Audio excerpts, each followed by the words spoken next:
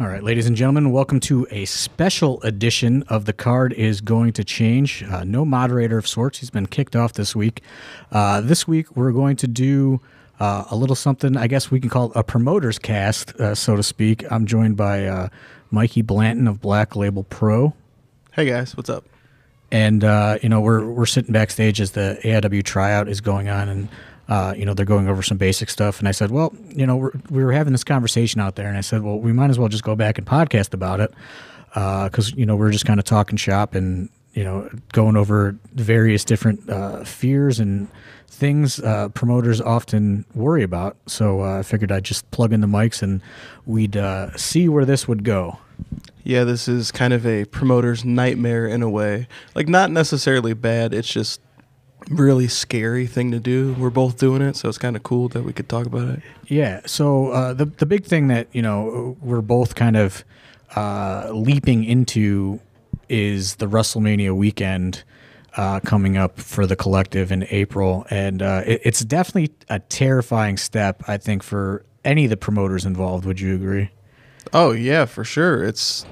I haven't even been running for 2 years yet, so this is a huge step for me, but I think I'm ready. I hope I'm ready. I've been doing this for a long time, and I don't think that I'm ready, but it's just one of those things where it's like, sometimes you just gotta go for it and kind of, I always compare being an independent wrestling promoter to gambling, with way less kind of payoff. It's, there's, you kind of bet on yourself to make such a minuscule amount of money, but this is a gigantic gamble because this is probably far more expensive than any of our shows that we'll do probably ever. Yeah, and you're kind of the same way I am with this type of stuff. Is the biggest critic you have is yourself. So you keep trying to perfect the card and try to make it right. And, the things that the casual fan won't even notice, me personally, I'll lose a night of sleep over something tiny. Yeah. I mean, and that's the thing. I still don't have an ironclad card, and we're, a mere few weeks away at this point because it's just, I knew it was going to be competition going into that weekend. I didn't know it was going to be competition like this. Do you happen to know what the count is for the amount of shows at this point? It's very high. I know that. I mean, it's definitely more than 30. Luckily for me, I don't have any competition, so make sure everyone just buys those Black Label Pro tickets. There's nothing else going on. Well, man, and it's funny because I tried to strategically plan it so I had a nice gap, and just based on I did so much research based on years prior, and I'm trying to moneyball this whole thing to where I'm analyzing the last 3 or 4 years of Mania Weekend, and I'm this is the spot I want. I want midnight on Thursday night. I feel that's when I will be able to get the biggest kind of, I guess, amount of potential interest. And then, the time has to be changed for various reasons. Now, Impact Wrestling is running head-to-head. And, not to mention that there's shows at 8 p.m., and it's not Orlando or New Orleans, which those were kind of spread out. But you're looking at a half hour probably to get from place to place, and these shows are spread out from Queens to to Jersey, all over New Jersey, and it's getting pretty stressful to try to coordinate just already. You know what I mean? And it's we're not even there yet. You got to take into consideration traffic too, because I'm sure all of us are using Google Maps or whatever to kind of see, it's only 35 minutes away. But that weekend, everyone's going to be there. So it's just going to be hell.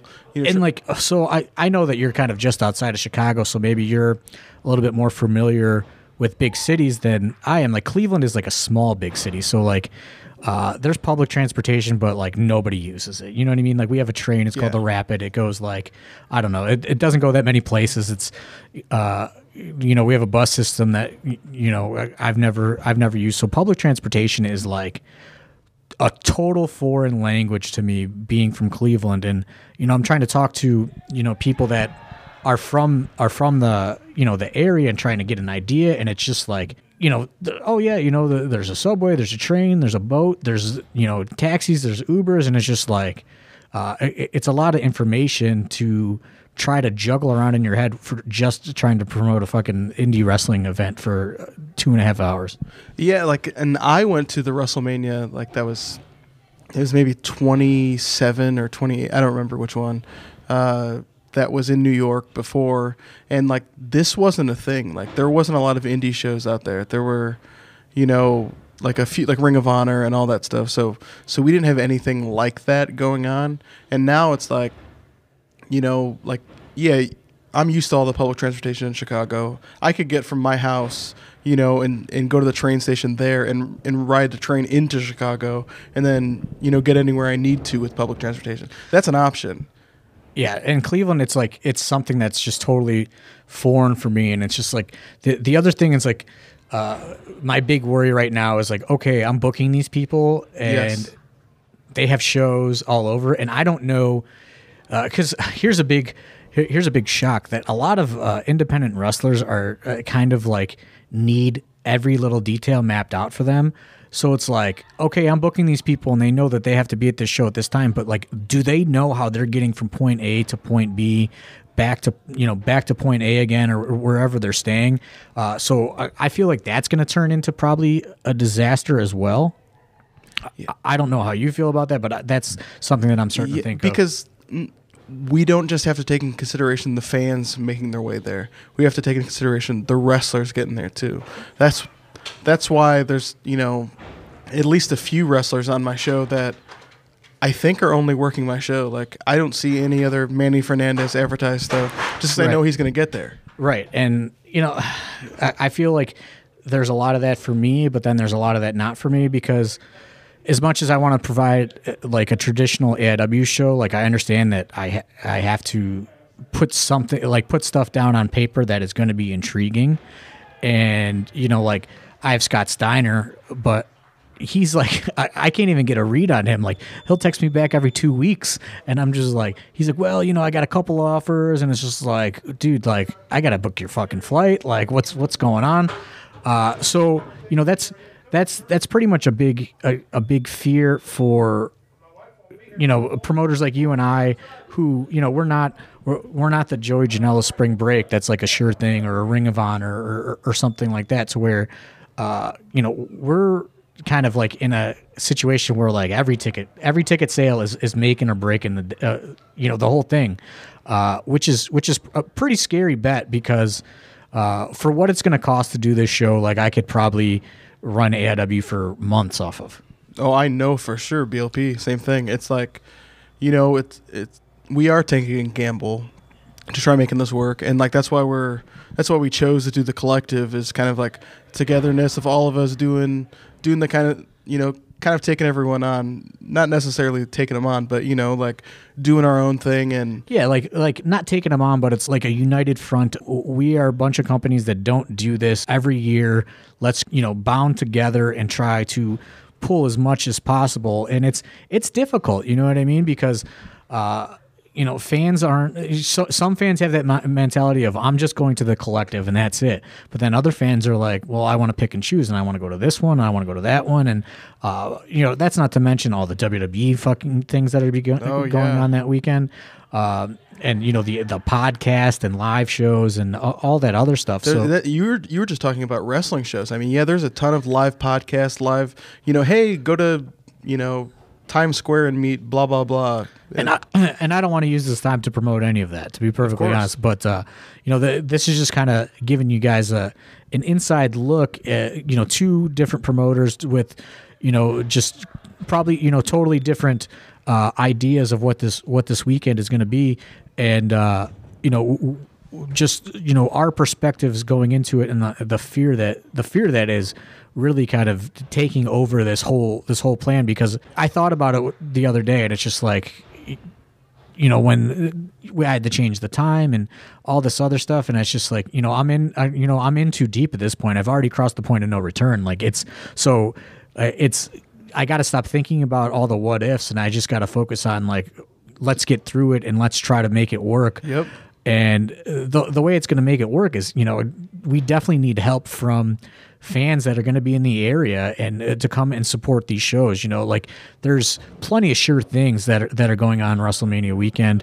I would think that AIW and Black Label Pro are two of the things that aren't sure things. As much as I would like to have an ego about how great AIW is or whatever, I know the reality is that, we're probably a little bit down the totem pole as far as what people need to see that weekend, or on the depth chart of what they want to do. And I hope that people can listen to this and understand that every little bit of support for the companies, especially at the collective, is greatly needed, because we all kind of took a leap of faith in going with Game Changer and kind of attaching ourselves to the spring break show. That was that's kind of a sure thing, but that doesn't mean that we're going to be a sure thing. Yeah, absolutely. I'm right before the Friday Joey Janela spring break, and I'll be honest, I'm hoping people come out early and come see our show before that, but I don't know that. It just you and I are both similar in ways of like, we're willing to put different stuff out there, a kind of an alternative, but also at the end of the day, it's just wrestling. And I had this conversation with Hornswoggle the other day, and Ethan Page, in like a group text, and I was going over what my ideas were, and they were kind of trying to talk me out of some things and agreeing with some things, and I said, for better or for worse, I know what I need to do, but for better or for worse, I want to try to present as close to a traditional AIW show as I can. And if I'm going down, I'm going to go down doing what I do. I'm not going to, go down by booking the 5 guys that are doing 20 shows that weekend. I'm going to go down and I'm going to try to offer something different. And if people aren't with it, then people aren't with it, and I have to accept that as a promoter or as a creative person. That's for me to kind of, swallow that pill. But, I said, I want to present what I want to present, because if I went out there and I booked all the guys that are already out there doing every single show already, that wouldn't be what I want to be, and that wouldn't be an AIW show. One of the good things I think we have going for us is like, we are lower in cost than a lot of the shows, that weekend. So it's like, that makes a good option without, killing your wallet too. But we're not putting out crap either. Like you're getting good stuff for, not that much money. And but like, that little bit of money that we're asking for, to come to our shows, like, it makes such a difference. Every ticket makes a difference. Yeah, I mean, I tried to price my show like accordingly. Like, I do have some like higher tier talent, like a Scott Steiner, but like, I wasn't going out there with these big, gigantic ticket prices either. I tried to make it like Jeff Jarrett told me once. You want to try to make it a ticket price to where every kind of demographic of and income can attend your events, and that kind of stuck with me. So, obviously, the general admission is higher than what a regular general admission would be, but you kind of have to look at the market and see what everyone else is doing. And our ticket prices are lower than most of the other locations, at the collective. They're lower than, if you went to some of the other, places that are spread out throughout the city. I would say we are both bottom 20% on pricing. Yeah, like as far as, like affordability. Yes. And, it's just pretty crazy. I guess, we could sit and debate this, this thing forever, but, I guess let me ask you a little bit more about Black Label Pro. What is, your background in wrestling? I know some people might not be super familiar with. Yeah, I had a company back in 2007 when I was like in my early 20s called Fight Sports Midwest, and we ran a couple of shows back then. And then, So how many shows did you guys do? Because that's something that I specifically remember, kind of being the new hot company for a little bit, to where, you were bringing in lots of the upper tier indie names and doing a lot of creative things at the time. yeah, it was like at the time, I think that formula was working, was like the super indie type thing. And, both shows did fairly well, at least. But it was like, I did the second show, and then that was in May of 2007. And like right around that time, like my mom was diagnosed with breast cancer. So like I kind of like just, was like, oh, I'll come back to it eventually because I need to focus on this. And I was like, 22, 23 years old, really nervous about it.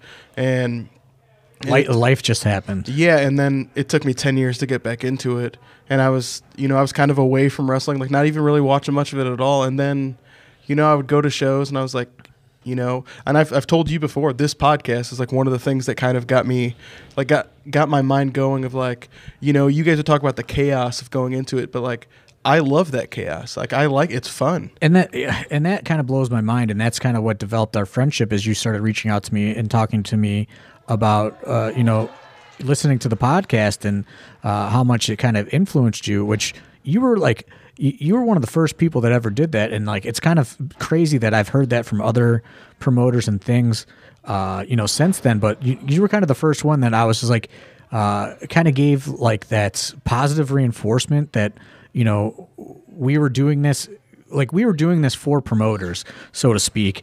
It was kind of like, the whole point of this podcast is like somebody, like I met with a guy that was like, super, like he was super involved with like venture capitalists and, like angel investors and things like that. He was a guy that was involved with wrestling way back in the day. And, we started talking, and he started like saying like, like he was pitching me like business ideas, and he's like, well, why don't you do like paid webinars for promoters and stuff like that? And I just thought that sounded like way too, I guess, like out there or just, I don't even know what the word is, but over ambitious on his behalf to think that somebody would want to pay to have me like, tell them what to do, because anyone that is an independent wrestling promoter knows that like there's really no right and wrong formula. It's just kind of a lot of like putting out fires and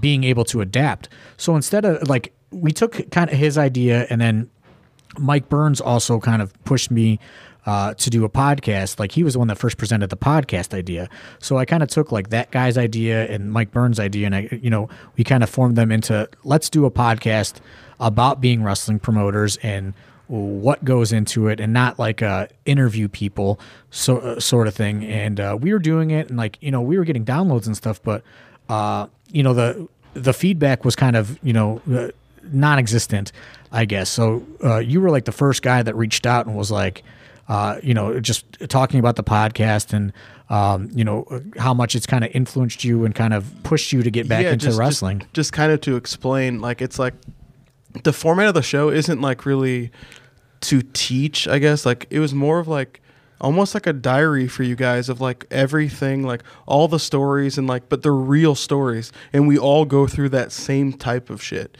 Like, it's like, some of this stuff is really scary, and like you guys never shied away from that stuff. Like, and you'd laugh it off of like these terrible things of like, oh my gosh, I have $20 in the bank account, but like it's happened to everyone, and it's scary, but like it really prepared me. Like it really got me ready of like, hey, I need to make sure this is good. I need to make sure this is good.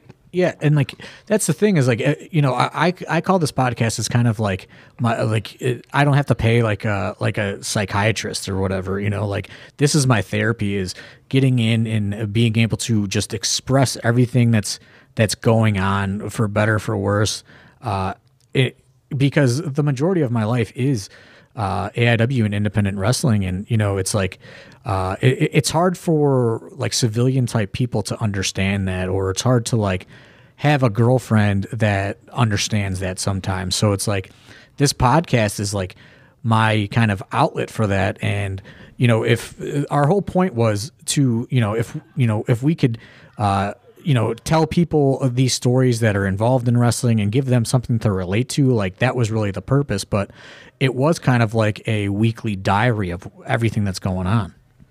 Yeah, that's what it was. Like, I mean, still to this day, I mean, I run my own shows, I do my own thing, but like, there's so many guys that I met today. It's like I already knew them that I'd never, because they're on the podcast. Like I went and shook the Duke's hand today, and I was excited about it. I was like, that's the Duke from this podcast. This is crazy. And like it's like, but you learn things, and that's the whole thing. It's like I know I can't be the only company that this has kind of formed from knowing this stuff. Like, and not everyone will admit that either. But it's like. It's the truth. Like, and you'll never give yourself the credit for it, but it just is what it is. Yeah, absolutely. As you see somebody just hand me an envelope full of money, so that's a good day. That's a good day so far. But yeah, that's always good. But it's just like I feel like a lot of promoters out there, and the thing that kind of Mike Burns, kind of. I guess got us really kind of intrigued by it is for the longest time, no matter what happened, the promoter was always to blame by default because wrestling promoters had a stigma of being like these like carny, conmen, ripoff artists. So like no matter what happened, it was always going to be the promoter's fault. And the truth is a lot of times it's not the promoter's fault, and it's really the immaturity of a wrestler, or the fact that something goes terribly wrong that's out of your control. And it allowed us to be able to tell these stories and give our side of it, because if this was 2008 and somebody no-showed your event, somebody's going on MySpace and saying like, "Oh, that promoter probably didn't pay him, didn't buy his flight." Oh man, LiveJournal would be lit up. Yeah, exactly. And that's the thing. It's like forever. People. The big misconception in independent wrestling is the promoters have the power. Like it's the complete opposite. In independent wrestling, the wrestlers have all the power, especially the upper tier wrestlers. And as a promoter, you're just kind of trying to, you're happy to be able to book some of these guys so you can kind of, make ends meet and, bet on the next month or whatever. And like, there's not this, like, it's not like how it was in, the 70s or whatever, to where it's like, we're these big bad promoters just like getting rich. It's just like, it's quite the opposite, to where like everybody at the event gets paid typically except for the wrestling promoter. And that's the promoters really, I felt, did not have a voice for whatever reason, because you had your, you did have your horror story promoters that would take up the headlines of things, and that kind of spoke for everybody as far as, the world that didn't know that much about wrestling promoters. And now, I mean, I know you've talked about it on the podcast a bunch, but like now that we're in like the contract era of like, we can't really, I know me personally, my Mania show, like different contracts have come into effect, and it's kind of, it's definitely shaken my show up. It's a different card than it was, but like, it's like you said, the whole thing is just putting out fires, and like, that's what makes you, whether or not you could do this or not, is if you could, work under stress and make something that's good out of what you have. And it's really like an adapt or die mentality. Yes. You have to have, as a wrestling promoter, you have to be willing to adapt, or you're definitely going to die. And I learned early on, when I was younger and early 20s promoting, it was like I would have this big grand vision, and I want to book this show for, I want to book this storyline for a year and a half, and all these things would go wrong, and I would get angry, and then it would cause like stress, and it cause like tension with talents and stuff. And I've learned throughout the years that it's you have to just, you cannot, how I thought in 2005 or whatever is probably nowhere near how I think in 2019, because I've learned that you have to be ready to adapt, and you have to be flexible on your ideas. You can't be like, this is my vision, I'm not straying away from this vision, because it's impossible to do especially now in the in the contract era, you don't even know who's going to be available in a month. Yeah, the stress that goes into promoting, like it's so much less now because like I feel more comfortable with it. But like the first year of Black Label, I literally gained like 75, 80 pounds just because like I would stress eat like every single night because something would change and I would just freak out about it and just, it's different. It's different now because it's like that's the one thing that we both have that like, some people aren't paying attention to, but it's good that we are. Like, there's so many good guys that are actually out there right now. Like, I just did it in February. I had a tryout show to get my eyes on some new people. You're doing one right now to get your eyes on some new people. Just it all. Yeah, you have to, and that's the thing. It's like somebody has to try with new guys because all the old guys. Not even like, really old guys, but all the current guys are getting picked up. And there's, I say it, there's like no middle class in indie wrestling talent anymore. It's like, it's like great guys and a bunch of good guys that nobody's ever heard of. And it's like somebody has to be that bridge. And sometimes being that bridge sucks. And I always say, like AIW makes them. And somebody else takes them, and that's just how it's been for the last few years. And I'm becoming to get okay with that.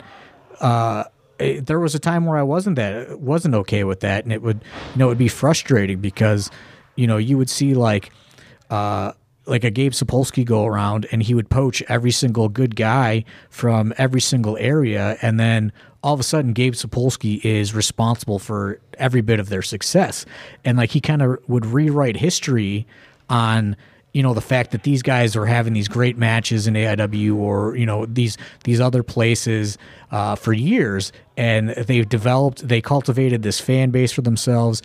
And then, all of a sudden they're in, Dragon Gate USA or they're in Evolve. And, now the history has been rewritten that Gabe has, he has molded them from scratch, and this is now this is the next big guy because of Gabe's genius, and that used to really frustrate me. And Gabe and I don't get along because of that, because we did have some we did have words over the years, and now it's kind of like that's just how it's going to be, and I can't change that, and I can't change that perception to draw to make anybody else understand that this guy came from AIW or this guy came from Black Label Pro or wherever. You just got to be, you just got to be ready to be that bridge and go find the next guy and keep the train moving. Because if you get set in that mindset of like, oh, now what am I going to do? Like, this sucks, like gloom and doom, which I do feel gloom and doom about the state of independent wrestling, but that also isn't going to stop me from trying to push through it. See, I'm the opposite about the whole gloom and doom thing. Like, I see a lot in indie wrestling right now. There's so many people I would like to use right now that I don't have the room for them. But like, it's scary to try booking ahead even 6 months now. Oh yeah, absolutely. Because you have no idea. You have you'll have titles on people and you're like, all right, well, this person's gonna get it next. But now you don't know, because like someone that's even kind of good, you have no idea where they're gonna be in 2 months. Right, because it's just the turnover has been so quick the last few years, and it's funny that you said like you gained weight the first year of Black Label Pro. Like, I could show you like over the years like my weight fluctuation, and you can really tell when AIW was like really about to go down, because like there's like a year and a half or 2 years where like I got up to like almost 300 pounds, because it was just like so stressful, and like like you don't know what's going to happen, and like you're just like sitting in like these rooms trying to figure out how to work your way out of the wall that you've been backed up against, and especially at those times not having resources really, or anything. It gets pretty difficult at times. Yeah, just kind of like an example of like how different it is now. Like my original big match for my Mania show was to be Brian Alvarez and Filthy Tom Lawler against Marco Stunt and PCO. And that totally got fucked. And in the span of like 1 month, first Marco got hurt, which, okay, it's going to, Marco got hurt. That really stinks. I hope he gets better as soon as possible. And, okay, so someone else in PCO against Filthy and Brian. And then PCO gets signed to Ring of Honor. So, okay, he's gone now. So, all right, Brian and Filthy against someone else. And then Filthy has his MLW deal, which, that's fine. So now it's Brian against a mystery opponent, which, it's got to be a mystery because you don't know who's going to be at this point. Yeah, well, no, we had, like... You have an idea. But yes, absolutely. We'll joke about it. Like, we don't want to announce anyone because we're afraid we'll lose someone again. And so, like, I guess that's something to talk about. Like, you're, like, the first guy that takes the leap of faith on PCO. Going back to my, like, no, people really don't get credit. And then here you are, like, you plan, like... I assume that, like, PCO was, like... A big piece of why you're like, fuck yeah, I'm running WrestleMania weekend. Like, yes. PCO's blowing up right now. Like, yes, because people don't understand that this decision was made in like the summertime. Yes, it was. Like, so you're looking at a long time of like, fuck yeah, like PCO is just like really just starting to click, and you're like, by WrestleMania weekend, you're like, fuck yeah, dude. The whole PCO growth. Like, they happened in less than a year. Like, I booked him, like, in November of 2017. He came in January, and then Janela saw him, like, on that show, booked him for spring break, and then all of a sudden, he was off to the races. Yeah, and then, so now, you know what I mean? Like, that's got to be, like, a big fucking, like, blow to you because, like, you're betting everything on the PCO horse, and, like, now he gets scooped up, and there's nothing that can be done because... We can't compete with like these contract offers. Oh, absolutely. But to the credit of PCO, he is Ring of Honor contracted now, but he still like will retweet all the BLP stuff and stuff like. So he like, he definitely gives us credit for, helping him out and stuff like that. And he tries to do what he can to help us out. So, nothing but good things about that guy. Yeah, I mean, he was a great dude. Like I only got to really talked to him once because the first time we booked him I was in the hospital, and then we brought him back for Wrestle Rager, and then every time we had more plans for him, he was booked, and then boom, he's gone. So I guess we'll start winding this down. So how are you feeling right now at this point as we head into Jersey City in April? Like, I feel confident for where my tickets are at currently, but I mean, obviously I want them to be, I want everyone to see the show. It's like not even necessarily the money at this point. Like, obviously that's going to help me out, like, and it's going to help the show out, but like, I just want people to see our product because, like I said, we're a pretty young company. So the more people that see it, the better it's going to be for us to grow more. So that's what I'm kind of hoping this is for us, is like a bit of a stepping stone. Yeah, that's one thing that I kind of looked at this opportunity as, and I don't know if you looked at it as well, but I kind of looked at this as like a paid infomercial. Like, we're, obviously the rental Absolutely. And everything is like a lot of money, but it's like, okay, like let's buy the infomercial time and let's see if anybody watches. And it's like, it's a gamble, and it's like we've been saying, and it could go really good, or it could go really bad, or it could just be like, okay, everything stays the same. But another thing is these shows will be streaming on iPay-per-view. There is a package that you could buy on Fight TV where buy it for $99. You can watch every single show at the Collective, which that's, what is it, like 11 shows? Yeah, something like that. Yeah, I think it's 11 shows for $99. You could watch every single show nonstop live, as many times as you want to. Yeah, the free, unlimited replays with the $99. So even if you buy it and you're not awake or you're at work for some of the shows, if you're not going to Mania Weekend, you can go back whenever you want and watch those shows. And that's the big thing, is we want people to see these shows. We want, we want to, they say you gain an independent wrestling fan one fan at a time, and that's really what we want to do. We want, we're both of us, as well as all the other companies at the collective, are kind of throwing ourselves out there, and it's a very vulnerable thing to kind of like throw yourselves to the wolves like this, and it's like sink or swim. Like let's see what happens, but. We really, really, really do appreciate the support of the whole collective idea, because that's really what it's all about, is showing the kind of unity and the brotherhood of not only indie wrestling, but like the indie wrestling promoters kind of banding together and, just throwing ourselves out there for everybody when we aren't sure things. We don't have big money backing us. We don't have a WWE endorsement. We don't have another television company, backing us or promoting us. It's kind of just, this is like the real deal, true and gritty independent wrestling that's going on that weekend. Yeah, it's like the collective aspect of it. It's good to have people to lean on, because like a lot of times something will sound good in your head and you're like, oh, this is maybe a good idea, maybe it's a bad idea, I'm not sure. And it's kind of good to bounce ideas off people because they're going through the same thing. So it's kind of like, oh, hey, what are you doing? Oh, I'm doing this. Like, oh, maybe I'll try something like that. It's hard to do it that way. And kind of circling back to that Fight TV thing, what I've been telling people is there's a lot of people, especially listening to this, that don't get to go to Mania Weekend.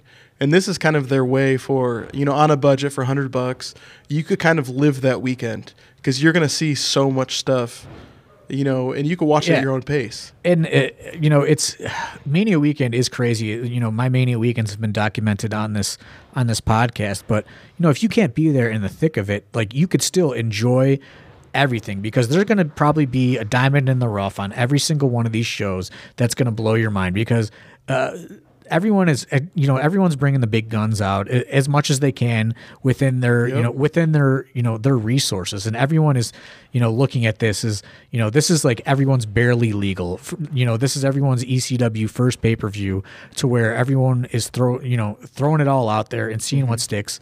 And that's really the benefit of the Fight TV package, or the general admission package for the entire collective, where you can come and attend every single show. Yep, see it live.